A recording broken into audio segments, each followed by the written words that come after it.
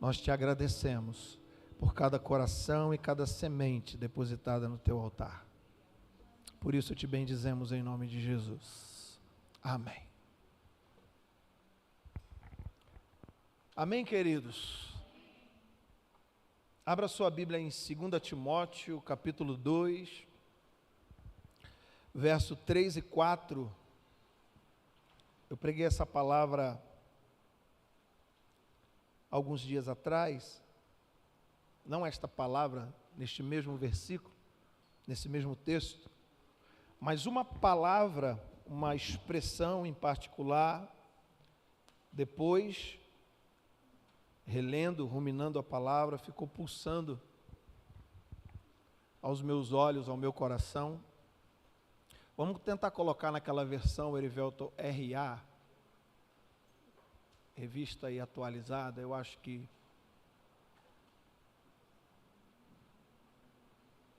vai fazer mais sentido.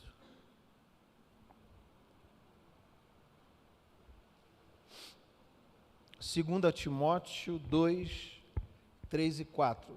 Eu acho que foi na semana passada, nós falamos sobre soldado, falamos sobre não se embaraçar com as coisas desse mundo, mas esse texto ficou, eu queria aquela versão que fala assim, sofre pois comigo. Vê qual é.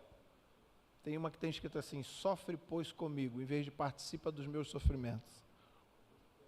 É essa que eu preciso. Revista e corrigida. Isso aí. Vamos todos os versículos nessa versão. Sofre, pois, comigo. Esse é o tema da palavra dessa noite. Por que isso ficou latejando na minha cabeça esses dias? Porque Paulo, ele está falando para Timóteo, seu discípulo, e ele está falando exatamente sobre as agruras da vida, e quem não tem passado por algum nível de dificuldade, de luta, enfim.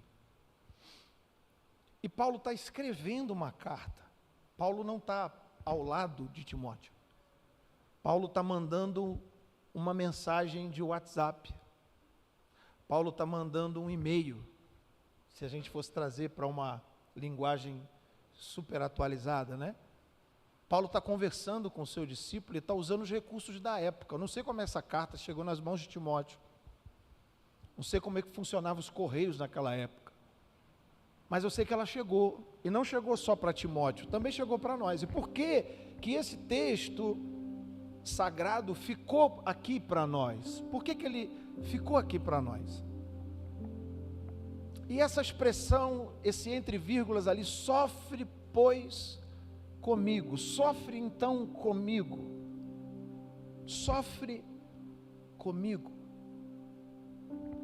Sabe, é uma palavra muito forte, porque para mim isso aqui aponta Paulo dizendo assim, você não está sofrendo sozinho. Você não está sofrendo sozinho. E sabe qual é o grande problema dessa geração? O grande problema dessa geração é o isolamento. A gente vem para um culto como esse, mas daqui a pouco a gente vai embora para casa e cada um vai voltar a viver as suas vidas. E em momento nenhum a Bíblia, ela vai nos dar base, ela vai nos dar amparo para que a gente viva dessa forma. A Bíblia fala sim que a gente deve se afastar de más companhias. A Bíblia fala sim que a gente não deve se assentar numa mesa onde as conversas não são boas, né? A palavra diz, as más conversações corrompem os bons costumes. O próprio apóstolo Paulo, nós vamos ver mais adiante aqui, ele faz algumas recomendações acerca de pessoas perigosas, e a gente sabe de tudo isso.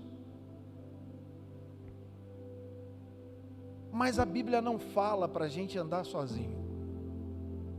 A Bíblia não fala para a gente caminhar isolado. Quer ver uma coisa? Projeta para mim, filho, por favor, texto Deixa eu achar aqui. Provérbios 18, 1 e 2. Provérbios 18, 1 e 2. Busca o seu próprio desejo ou o seu próprio interesse aquele que se separa ou aquele que se isola. Ele insurge-se contra a verdadeira sabedoria. O que Salomão está dizendo aqui? Ele está dizendo aqui que aquele que se isola está buscando viver só para si. A dor é minha, o problema é meu. Hoje uma pessoa me mandou uma mensagem, disse assim: pastor, vai na casa da minha sobrinha, porque ela tentou suicídio, vai lá visitar ela. Poxa, a pessoa quer que eu vá na casa de alguém que já tentou o suicídio. Sabe, aquela história de você procurar o remédio, procurar o pastor, procurar a igreja, depois que o leite já entornou, não funciona. Paulo está dizendo assim para Timóteo: sofre, pois, comigo. Ele está dizendo, vamos sofrer juntos. E aí Salomão vem dizendo, não se isole, porque quem se isola está pensando só em si mesmo. Você já observou que hoje tudo aponta para isso? Se você vê os coaches da internet, eles vão dizer assim: você vai vencer, você vai ser um campeão, você vai ser um milionário, você vai dar certo, você vai romper, você vai avançar, e ok para isso. Mas isso empurra você para um lugar de exclusividade, para um lugar de individualidade. E o Senhor não quer que você fique preso nesse lugar.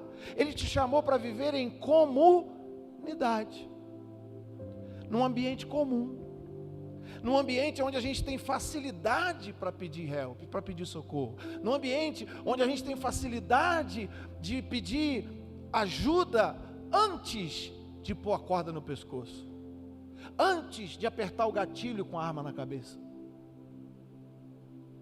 O Senhor coloca alguém numa igreja para colocar ele num ambiente de cura.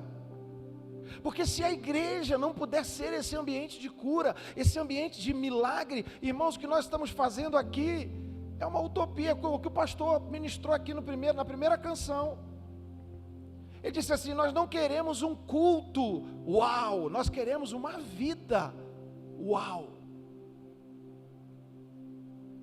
A nossa experiência com Cristo, se ela se resume a uma terça e a um domingo, irmãos, estamos fadados a um fracasso cristão tremendo. Porque o que Deus quer de nós é que a gente entenda esse texto de Paulo para Timóteo: sofre, pois, comigo, no dia a dia, no convívio. E aí ele vai dizer inúmeras coisas. Ele vai dizer: vão partir o pão. Ele vai dizer assim: confessai os vossos pecados uns aos outros, para que sareis. A gente não faz mais isso, irmãos. A gente não faz mais isso. A gente não chega perto do irmão e diz assim: irmão, eu queria que você orasse por mim, porque hoje eu estou pecando, eu estou mal, eu estou bravo, eu estou irado, eu estou...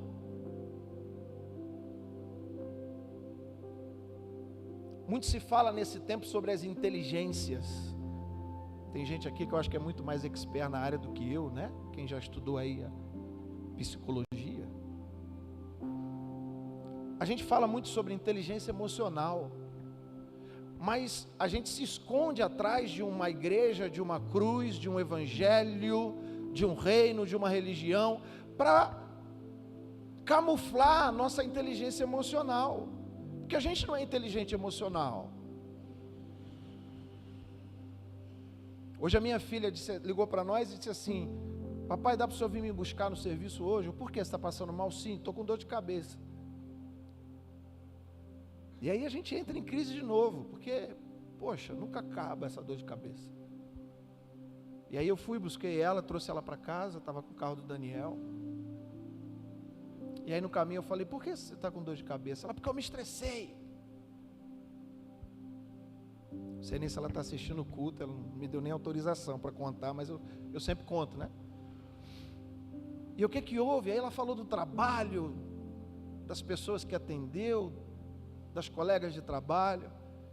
E aí eu falei com ela sobre as inteligências. Falei: minha filha, você precisa ter inteligência emocional. Ela disse que tinha uma colega que estava lá, mas não estava de boa. Falei, essa colega não foi para casa com enxaqueca, com dor de cabeça. Sabe, nós temos a faculdade de potencializar coisas que Jesus já carregou. Você está entendendo isso? A gente pega o troço que talvez é desse tamanho e a gente faz ele ficar desse tamanho ou maior. Não é? Isso não fizer ele virar um tonel, um tambor. E aí a gente não usa a inteligência emocional, existe a inteligência espiritual. É onde você vai começar a liberar o que a palavra diz a teu respeito, e não o que você pensa a respeito do que está vivendo ou o que está acontecendo. Acho que a pastora Cris que está lendo um livro sobre isso, né? Ora a palavra. Estou com raiva. O que a Bíblia fala sobre isso? Irai-vos, mas não pequeis, não deixe o sol se pôr sobre a tua ira. Não é pecado irar. Todo mundo fica com raiva em algum momento, todo mundo se chateia em algum momento. O ruim é deixar que o sol se ponha, ou seja, passar de um dia a tua raiva. Tua raiva pode durar 12 horas. Não pode deixar o sol se pôr sobre ela. Cuidado para você não deixar nascer uma raiz de amargura, diz a palavra, porque ela vai contaminar você e quem tiver à tua volta. Está na palavra. Mas como é que a gente lida com isso? Quando a gente tem alguém perto de nós dizendo assim: sofre pois comigo. A gente vai conversar com quem? Eu vou conversar com Jesus. Ok, mas a Bíblia diz que se você não tem condições de amar a teu irmão, a quem você pode ver, tocar, pegar na mão, sentir raiva, dar vontade de bater nele, de gritar, de esbravejar, você também não tem condições de se relacionar com o teu Deus, que é invisível. Ou seja, a palavra está dizendo que o melhor instrumento para um relacionamento com Deus é o outro. Provérbios 27, 17. Olha para esse texto.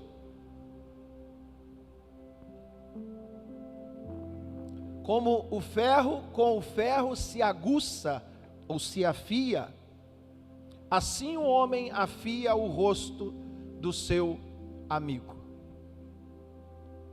Você consegue entender o que esse texto está dizendo? E acredite, ele não está falando de fazer a barba. Já amolou uma faca? Como é que é o nome daquele negócio que o açougueiro passa a faca assim? Chaira. É ferro e ferro, não é? Um afia o outro. Aí ele vai dizer assim: assim um homem afia o rosto do seu amigo. O que é afiar o rosto? O mesmo autor, ele diz assim: um coração abatido vai mudar o teu semblante, mas o coração alegre aformoseia o rosto. Quando você conversa com alguém, o semblante muda. Isso é afiar o rosto, é mudar as emoções, é mudar o sentimento, é mudar as angústias. Como que a gente vai fazer isso? Hoje a gente está correndo para onde? Para terapia, né, Poli? E é pecado? Não. Recomendo até que você procure a Poli. Pastora Rosângela está atendendo até online. Pode procurar. É top. Eu recomendo que procure profissionais cristãos, especialmente, porque tem uma discrepânciazinha aí quando chega em alguns lugares. Mas, irmãos, a gente está aqui num ambiente, e às vezes você chegou aqui precisando só de um abraço. Não precisa de um monte de palavra.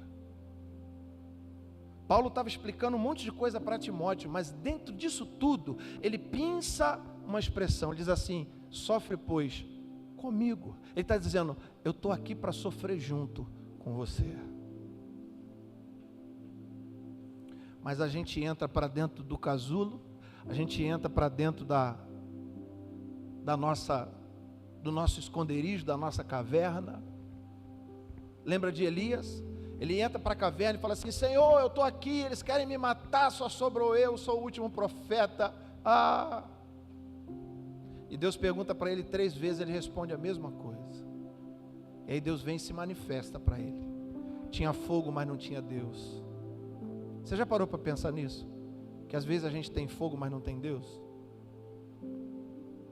Teve vento forte, mas não tinha Deus. Já parou para pensar nisso? Que às vezes está ventando, mas não tem nada de Deus nisso. Mas daqui a pouco veio uma voz suave e Deus falou com ele. Mas antes de falar, Deus falou com ele assim: sai da caverna. Ele volta e cumpre o desígnio que o Senhor deu a ele. Deus não preparou ninguém para andar sozinho. Quando Adão estava sozinho no Éden, Deus olha para ele e diz assim: não é bom que o homem esteja só. Vou fazer uma adjutora. Vou fazer uma mulher para andar do lado dele. Nós não podemos continuar preso às nossas agruras sozinhos. Sabe, irmãos, a ferramenta dessa igreja para isso se chama GA. Mas a gente está transformando o GA num culto doméstico. E o GA não funciona se for um culto doméstico. O GA é para eu chegar lá no GA e falar assim: irmãos, essa semana eu estou mal, tá? Essa semana eu tive uma experiência assim, assim, assim, e eu preciso que vocês orem por mim. O GA é um momento de comunhão, de integração. Mas a gente está transformando o GA num culto doméstico. E vai chegar o tempo, se ele continuar seguindo essa linha, que a gente já não vai suportar mais o GA. Porque o GA é um ambiente de rasgar e deixar o outro afiar você. Chega chorando, mas sai sorrindo. Chega gemendo, mas sai dando gargalhada. Chega quebrado, sai costurado, remendado. Mas isso precisa ser intencional. Quer ver um exemplo forte? 2, na verdade. Coloca para mim Lucas 22, verso 39. Lucas 22, 39. Olha o que diz aí. E saindo foi, como costumava, para o Monte das Oliveiras. Essa é a última vez que Jesus vai subir o Monte das Oliveiras. É o momento pré-crucificação. E também os seus discípulos o seguiram. Quem seguiu Jesus? Quem lembra? Os 3 homens: Pedro, Tiago e João. Jesus foi sozinho para o Monte das Oliveiras, sim ou não? Não. Ele levou 3 homens. Todo mundo que prega nesse texto, coloca o 40 para mim. Prega pontuando que eles dormiram. Sabe por que eles dormiram, irmão? Eles dormiram porque eles estavam cansados. Eles estavam cansados. Mas o que é melhor, você estar sozinho ou você estar do lado de alguém cansado?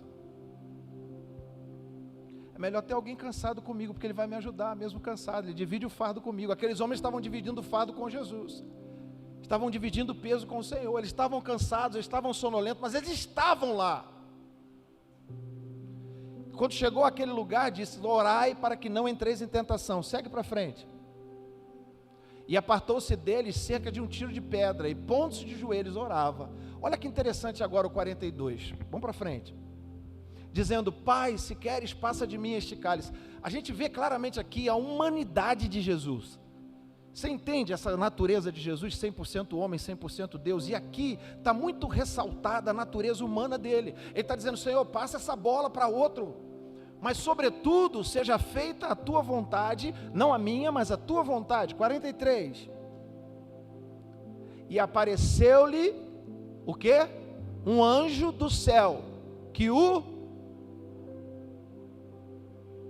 sofre, pois, comigo.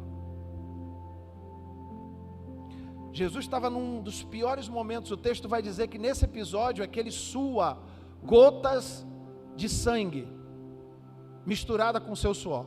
Isso significa que ele estava submetido a uma tremenda pressão. Mas o texto está dizendo que ele tinha 2 amparos.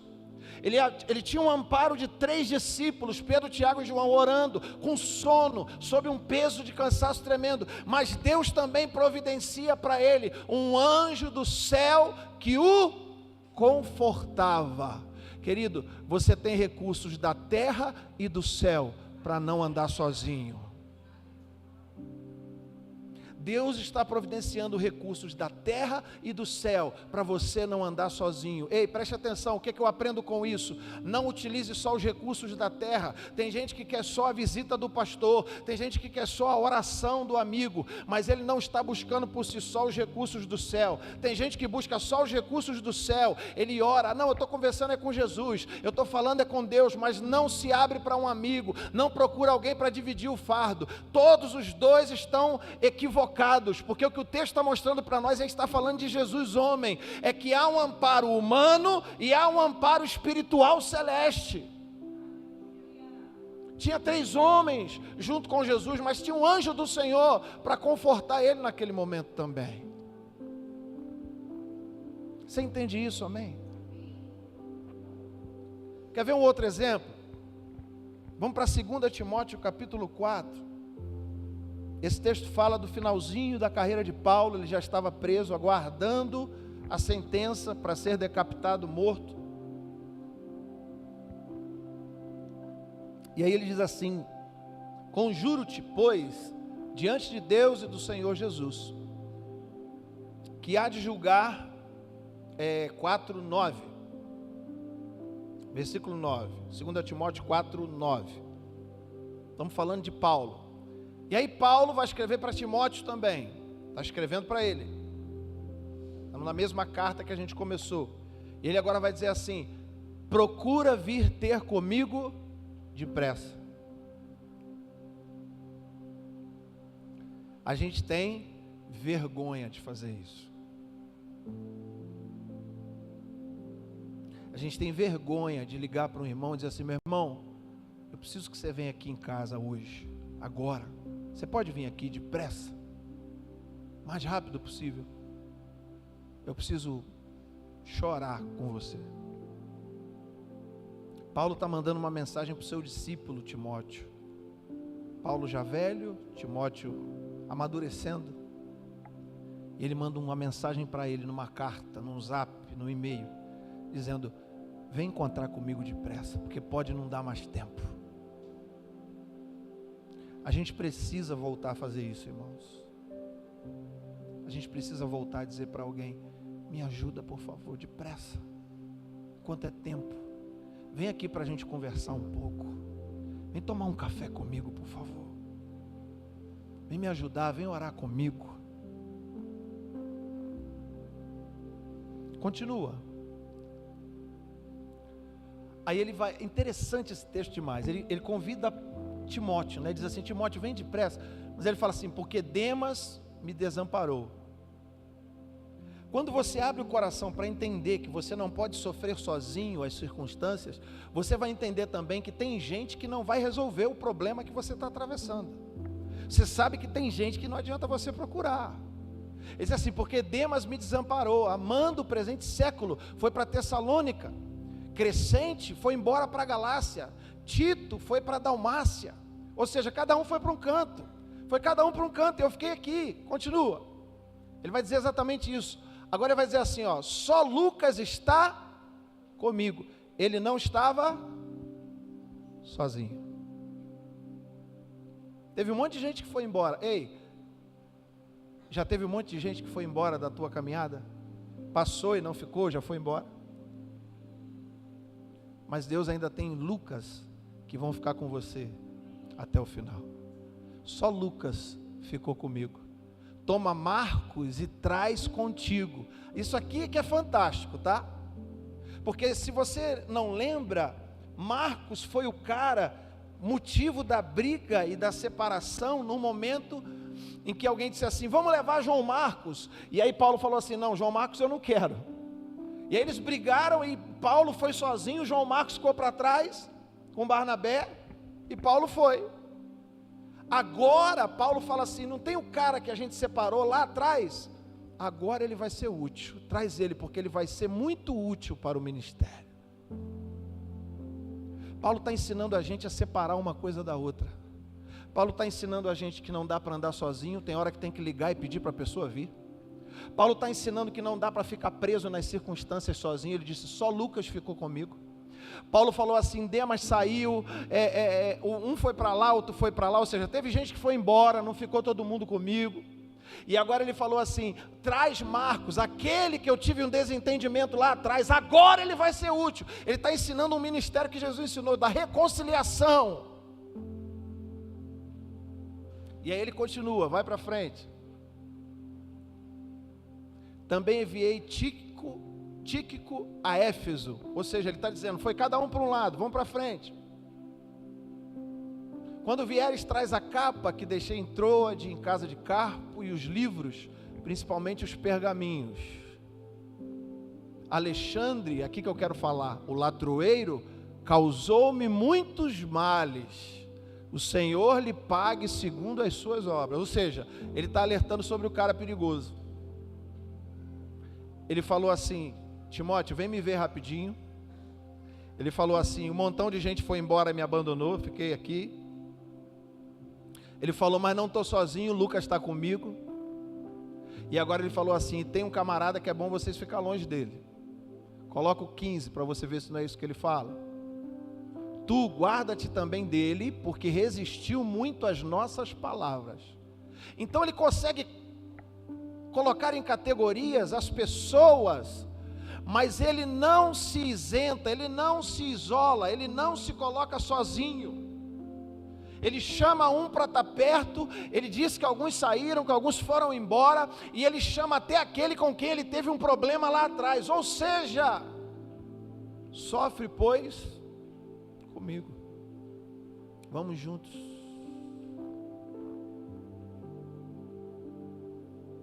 Gálatas 6:2, para a gente concluir.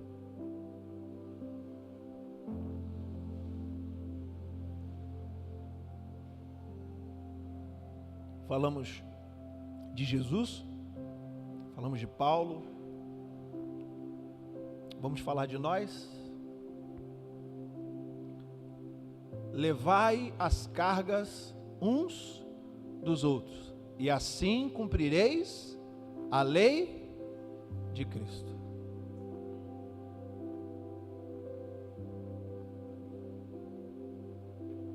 Uma vez, a gente estava passando um aperto muito grande. E aí um irmão chegou lá em casa e aí eu rasguei o coração, sabe? Falei, está difícil, a gente está passando uma situação muito complicada, e era uma situação até financeira na ocasião. E esse irmão falou uma palavra para mim que nunca mais eu esqueci, eu replico ela para muitas pessoas, falo com vocês, alguns de vocês já ouviram isso de mim. Ele disse assim para mim, ele falou, pastor, se a ovelha no pasto, perdida, não grita, não berra, o pastor não consegue ter uma referência para encontrá-la e resgatá-la. Se a ovelha não grita, lá no lamaçal, lá no meio dos espinhos, lá perdida, o pastor não tem uma referência para saber que ela está precisando de ajuda.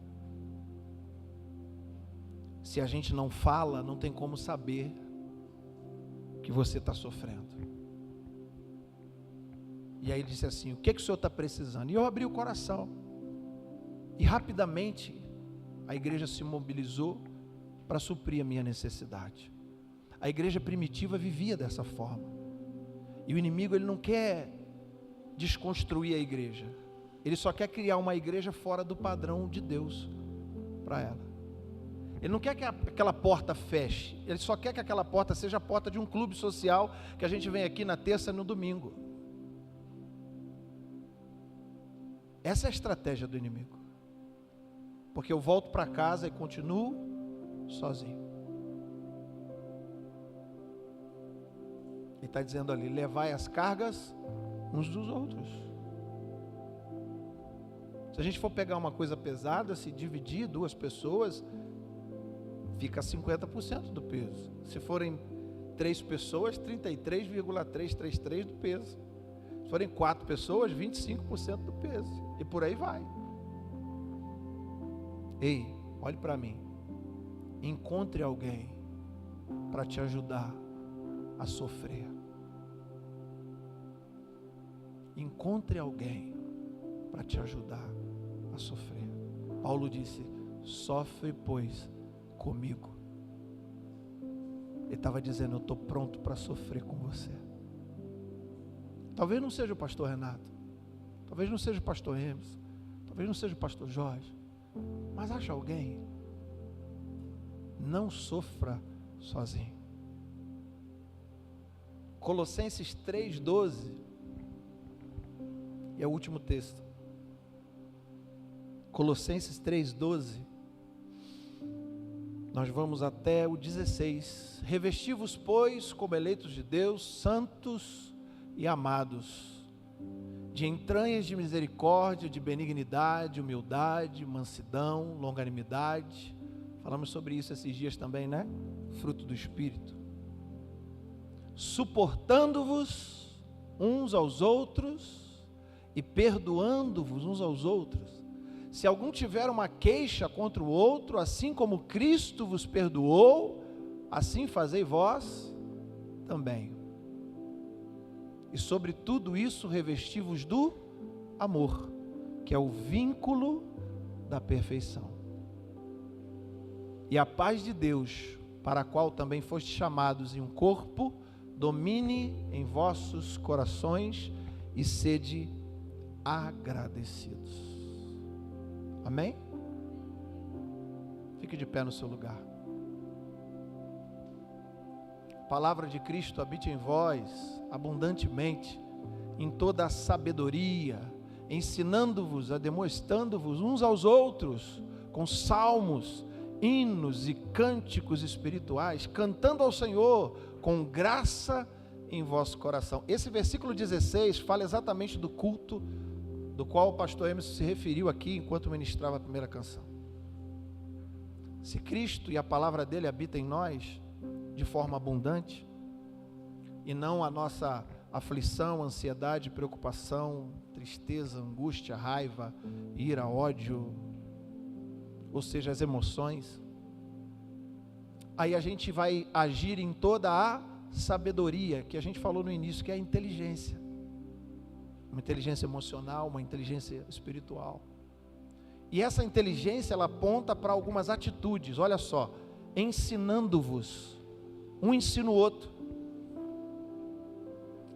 admoestando-vos. O que é admoestar, irmão? Corrigir. Hoje não pode corrigir ninguém mais. Você corrige alguém, o que ele faz? Ele vai embora. Mas quem corrige em amor, Provérbios também fala, Salomão também fala, é melhor a repreensão de quem ama do que o tapinha nas costas de quem é falso. Estou trazendo para a minha versão aqui super atualizada. E aí, depois que você ensinou, depois que você chamou atenção, aí sim vem salmos, vem hinos, vem cânticos. Por quê? Você afiou a cara do irmão e ela não ficou mais feia, agora ela ficou bonita. Agora você tirou a cara de peso dele e botou um sorriso no lugar, porque dividiu o peso, cantando ao Senhor com graça em vosso coração. Eu queria que você guardasse muito isso,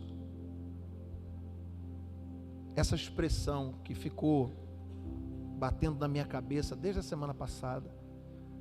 Sofre comigo. Paulo escrevendo para o seu discípulo Timóteo: sofre, pois, comigo. Sofre comigo.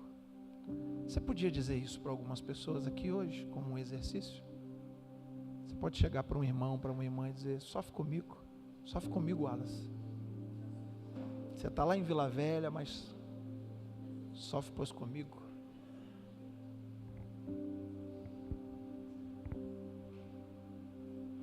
Sofre comigo, Elias. Sofre comigo, João. Sofre comigo, pastor Emerson.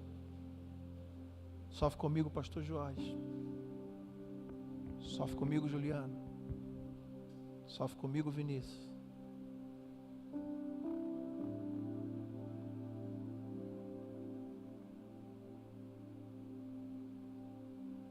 Sofre, pois, comigo. Não sofra sozinho. Senão tudo que a gente está fazendo aqui é balela.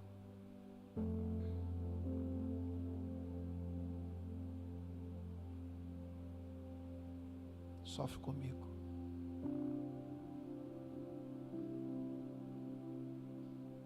Quem sabe hoje não é o dia de escrever uma carta como Paulo escreveu, né? Hoje é tão mais fácil, a gente pega o celular ali e manda um texto no zap, está pronta a carta. Como Paulo escreveu 1 Timóteo, 2 Timóteo, quem sabe eu não tenho que escrever, sei lá, a Vanderlei, a primeira carta que eu vou escrever para ele, 1 Bruno, escrever para eles dizendo: sofre comigo. É fácil? Não é não. Porque a gente está sendo doutrinado a ficar na bolha.